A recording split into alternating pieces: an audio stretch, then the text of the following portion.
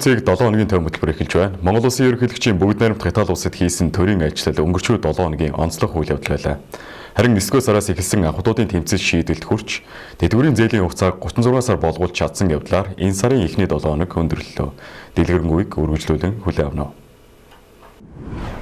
Монгол Улсын ерөнхийлөгч хүрэлцэх бүгд найрамд Итали улсад энэ сарын 1-ээс 3-ны өдрүүдэд тус улсад төрийн ажил хийлээ.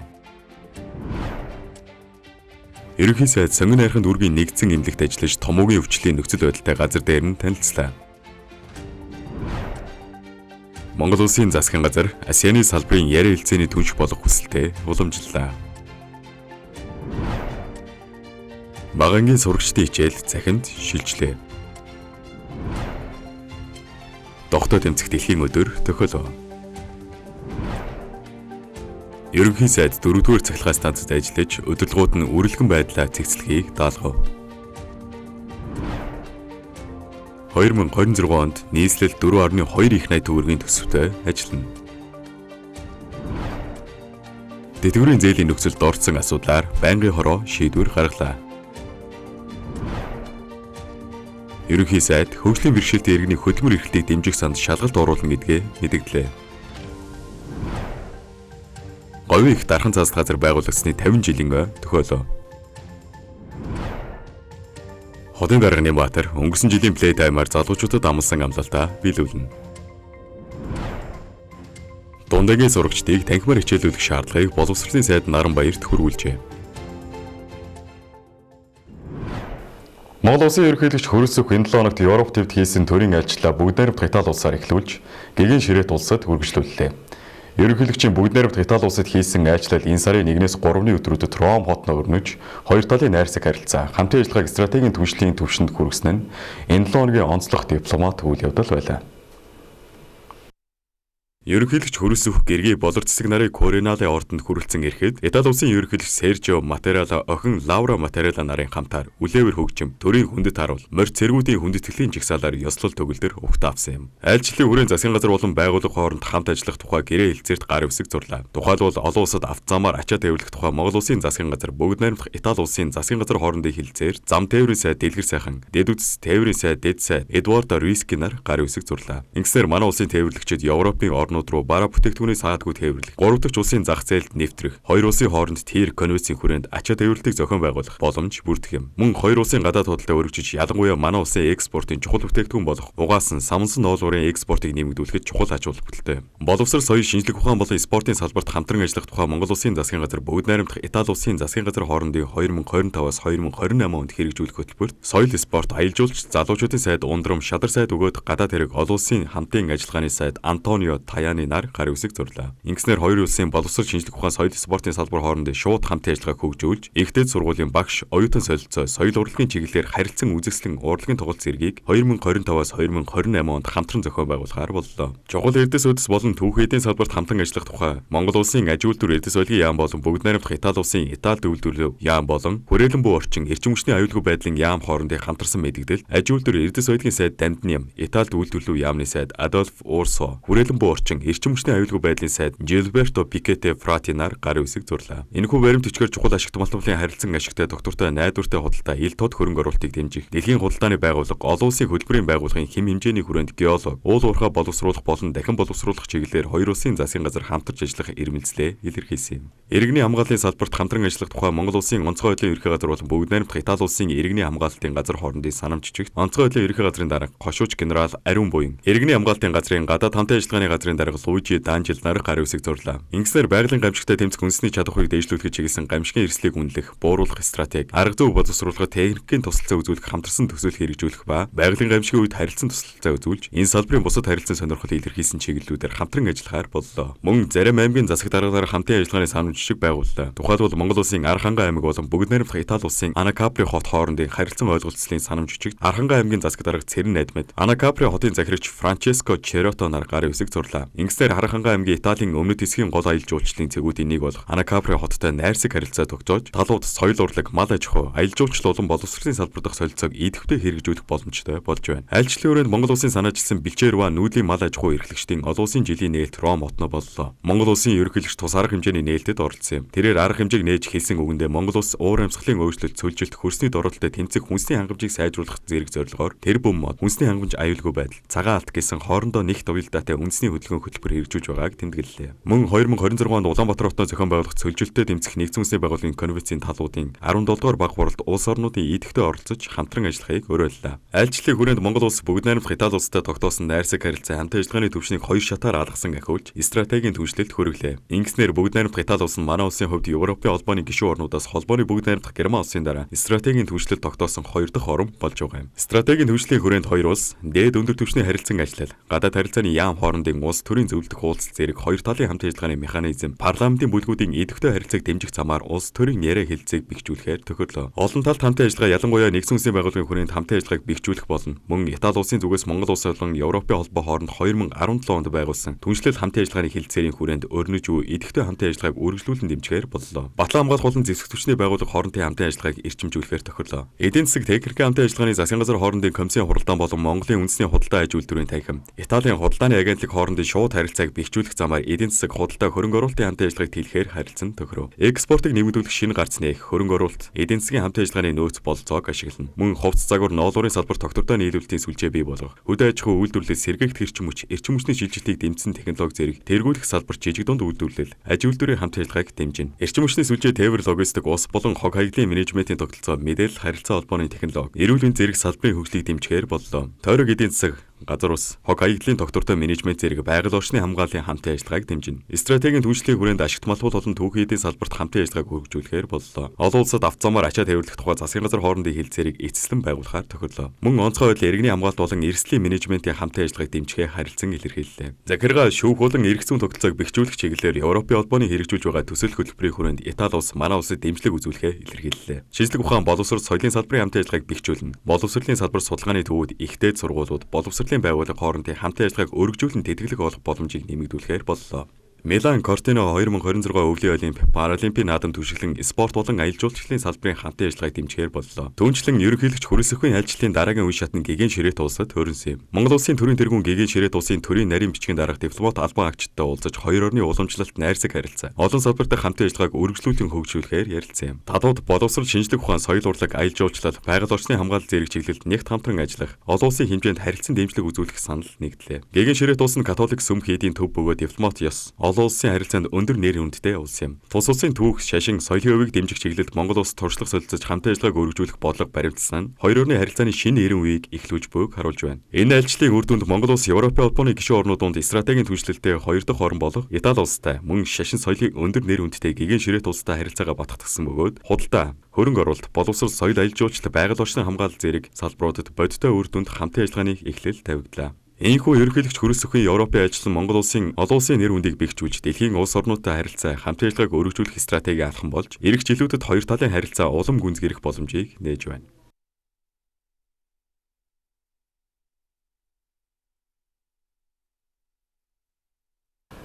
Тойм хэлбэр үргэлжлэж байна. Тэтгэврийн зээлийн хугацааг 36 сар болгосноор нийгэм эдийн засагт болон зээлтэй ахмадуудад ямар нөлөө үзүүлж болох талаар сэтгүүлч Алтан Туяа хөндлөө. Анхаарлаа хандуулна уу. Баярлалаа Билгүнэ. Яахын аргагүй өнгөрч буй 7 хоногийн онцлог сэдэв Ахмадын тэтгэврийн асуудал байлаа. Ирэх онд нийт 537 мянган иргэн тэтгэвэр авна гэсэн тооцоо бий. Ахмадууд өнгөрсөн намраас тэтгэврээ нэмүүлэхийг шаардсан жагссаар өнөөдрийг хүргэж байна. Энэ хугацаанд улс төрчид тэтгэврийг нэмэхгүй гэдэг дээр уран цэцэг үгсээ уралдуулж чуулганы танхимд гишүүд хоорондын уралдаж маргадаг сэдвээ болгосоор ирлээ. Тэтгэвэр нэмэх ямар ч боломжгүй гэдэг тайлбарыг тухайн салбарын сайдан ч хийсэн байдаг. Шаардлагын тэтгэврийг 8.6%-аар нэмэхээр болсон тухай шийдвэр гарсан юм а. Ингэснээр эх оны төсөвт 474.7 тэрбум төгрөг суулгахаар болсон юм. Өнгөрч буй энэ 7 хоногт тэтгэврийн зээлийг 36 сар болгох эсэх асуудлаар өргөдлийн байнгын хороо хуралдлаа.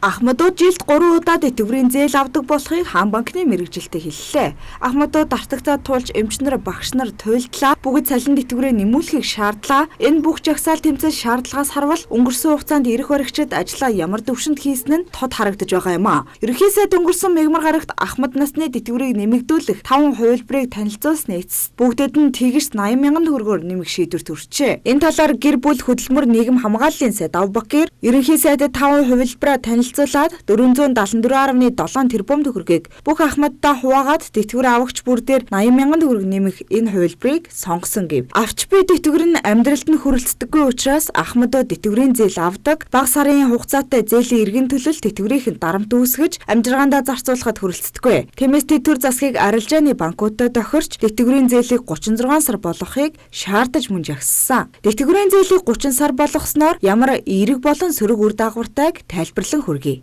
Эерэг тал нь хэрэглээ нэмэгдэж эдийн засгийн идэвхжил өснө. Тэтгэвэр авагчдын хэрэглээ хамгийн түрүүнд хүнс, эм тариа, жижиг үйлчилгээр чиглэдэг. Эдгээр салбаруудын борлуулалт 5-10% өсөх боломжтой. Мөн санхүүгийн дарамт богино хугацаанд буурна. Зээл олгох хугацааг 24 сараас 36 сар болгосноор сар бүрийн төлбөрийн хэмжээ 20-30% буурах юм. Санхүүгийн дарамтаас үүдэлтэй стресс, эрүүл мэндийн зардал хайрцангуй буурч болох юм а. Сөрөг тал нь хэрэглээний инфляц өснө. Хүнсний болон эмийн эрэлт буюу худалдаа нэмэгдснээр эдгээрийн үнийн өсөлт түргсэж болцсошгүй юм. Ялангуяа орон нутгийн жижиглэн худалдаанд барааны үн хурдан өсдгөө. Ахмад наснуудын өрийн дарамт урт хугацаанд нэмэгдэнэ. Зээл авах хүн нэмэгдэх тусам өрийн нийт хэмжээ өснө. Хугацаа уртсах тусам нийт төлөх хүү өсөх юм а. Тэтгэвэр нэмэгдэхгүй бол өрийн дарамт 36 сар үргэлжлэх эрсдэлтэй. Санхүүгийн доктортой байдалд учрах эрсдэл. Тэтгэврийн зээлийн өрийн хэмжээ өсөх нь ирээдүйн тэтгэврийн орлогын өмнөх хэрэглээг нэмэгдүүлэх юм. Өнгөрсөн мегмар гарагт хуралдсан өргөдлийн байнгын хорооны хуралдаанаар улсын их хурлын гишүүн Эрдэнэтаас тэтгэврийн зээлийн асуудлаар Монгол банкны ерөнхийлөгчөд тавьсан асуулгын хариуг хэлэлцээж өргөдлийн байнгын хороонд эргэн хуулийн этгээдээс ирүүлсэн өргөдөл гомдол санал хүсэлт шийдвэрлэлтийн явцын талаарх мэдээлэл сонсон ажлын хэсэг байгууллаа. Улсын их хурлын гишүүн Эрдэнэт гэр бүл нийгэм хамгааллын Монгол банкнд улсын их хурлаас чиглэл болгосон зээлийн хөв багасгах, хугацааг уртасгах, тэтгэврийн зээлийн хэмжээнд хязгаар тавихгүй байх зэрэг хэд хэдэн чиглэлтэй холбогдуулан 5 зүйл бүхий асуулга тавьсан. Монгол банк тэтгэврийн зээлийг хязгаарлалтгүй олговол зээлийн чанарт нөлөөлж инфляц үүснэ тодорхой судалгаа хийж байгаа гэсэн хариу ирүүлсэн байна. Харин байнгын хорооны хуралдаанд Монгол банк арилжааны 9 банктай жил бүр гэрээ хийж хамтран ажилладаг боловч арилжааны банкны үйл ажиллагаанд огт оролцдоггүй. Одоогоор банкуд өөрийн гэрээний нөхцөлийн дагуу хүүг тогтоогоод зээл олгож байгаа гэсэн юм. Монгол банкнаас арилжааны банкудад тавьсан өр орлогын хэмжээ, зээлийн хугацаа зэрэг бүх хязгаарлалтуудыг зуцалсан хэмээн Монгол банкны дэд ерөнхийлөгч тайлбарлав. Харин арилжааны банкуд бусад хадгаламж эзэмшигчдийн мөнгийг эргүүлээд зээлдүүлдэг тул их үүсвэрийг шийдэж Монгол банк эрсдлийн хэмжээ заавал байлгах нөөцийг багасгаж өгвөл тэтгэврийн зээлийн хөв бууруулах боломжтой гэж үзэж байгаагаа мэдгдлээ. Улсын их хурлын гишүүд болон Монгол банкны байр суурийг хүргэх. Монгол банк ямар ч одоо бидний зүгээс шалтгаалсан бүх зүйл болчихсон. Засгийн газар бол биднээс хамаарах зүйч байхгүй гэж хайж болохгүй байсан. Тэгэхээр бид нар бол энийг араас нь бол одоо өнөөдөр маш олон ахмадууд яг одоо шийдлийг гаргах гэсэн хүмүүс байгаа. Гэхдээ нэгэн асуудал шүү, олон тавьж байгаа асуудал байна.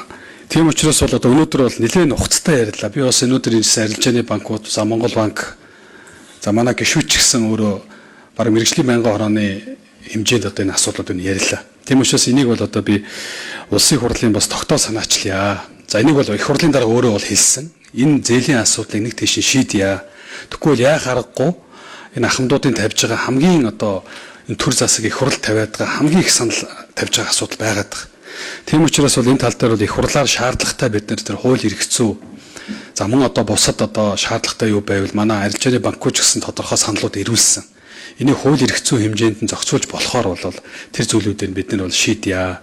За зөвхөн өнөөдөр одоо өргөдлийн байнгын хорооноос бол одоо нэлийн үр дүнтэй зүйлүүд нь би бол одоо олзуурах гэж байна. Нэгдүгээр тэр эрсдлийн хэмжээг бол тогтоосон асуудлаа бол эргэж авч үзье гэж Монгол банк ярьж байна. Энийг бол ойрын хугацаанд хуралдуул тун сайн байна. Оны асуудыг он дотор нь шийдмээр байна. Он гарах гэж байна. Олон ахмадууд одоо олон хүмүүс хүлээж байгаа. Хоёрдугаарт нь заавал байлгах нөөцийн хэмжээнд дээр нь яг хөө тэр эрсдлийнхэн төвшинг нь харгалзаж байгаа. Тодорхой хэмжээний их үүсвэр гарах тал дээр нь Монгол банк маань гаргаад арилжааны банкуд нөгөө талаас нь ялангуяа одоо энэ ахмадны тэтгэврийн дийлэх багцыг эзэмшиж байгаа системийн банкуд маань хамтарч ажиллах юм бол энэ дээр бол хүү буурах, за тэр тодорхой их усруудын хугацааг нэмэх юм боломжууд гарна гэдэг дээр бол одоо өнөөдрийн бас энэ ойлголцож тодорхой нааштай юунаас сонсож байгаад нь бол бас би олзоорхож байна. Тэтгэврийн хэмжээ нь өөрөө өндөр байсан бол тэтгэврийн зээл авах гээд яваад ах нэг ч хүн байхгүй байхгүй. Тэгэхээр тэтгэврийнхаа хэмжээг бид нар яаж нэмэгдүүлэх вэ гэдгээ нэгдүгээр асуудал дээр айл ал талдаа бид нар бодмоор байгаа юм. Нэгдүгээр асуудал нь. Ер нь бол яг өнөөдөр байгаа ахмадууд маань яг өөрсдийгөө тижих гээд балраад байгаа байхгүй шүү дээ. Нэг талдаа орлого нь өрөхгүй байгаа. Энд ач хучаас ахуулаад Монгол Улсын ирээдүйн иргэдийг бэлдэж байгаа юм л хүмүүс. Энэ талыг нь бид нар бас аягүй бодох хэрэгтэй байгаад байгаа маа. Нэг талдаа Монгол банк арилжааны банкудад нөлөөлдөггүй л гээл одоо олон дахин л яриад нэг сайхан жижигрүү хөвтөл байгаа. Яг үнэн. Тэрэн дээр бол би санал ихтэй байна. Хуулаараач тээ. Гэхдээ Монгол банк арилжааны банкудад тусгай зөвшөөрлийг олгож байгаа шүү дээ. Бүх хяналт шалгалт, бүх хяналтыг танайгаа өөрөө тавьж байгаа. Тэгэхээр нөлөөлөхгүй байна гэж хөндлөнгөөс оролцохгүй байна гэж хэлээд авах бас нөгөө талдаа өрөөсгөл шүү. Энэ бол тантай санал нэг байгаа. Төв банкны зүгээс бол арилжааны банкн дээр бол бид бүхэн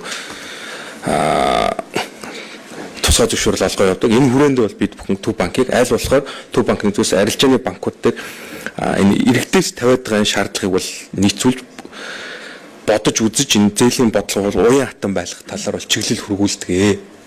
Ер нь бол одоогийн байдлаар төв банкнаас энэ 24 сар 36 сартай холбоотой бүх зохицуултууд бол бүгдийг цуцлсан байгаа даа. Арилжааны банкудад бол 36 сараар бол зээл болох эрх нь бол нээлттэй байгаа даа. Нээлттэй.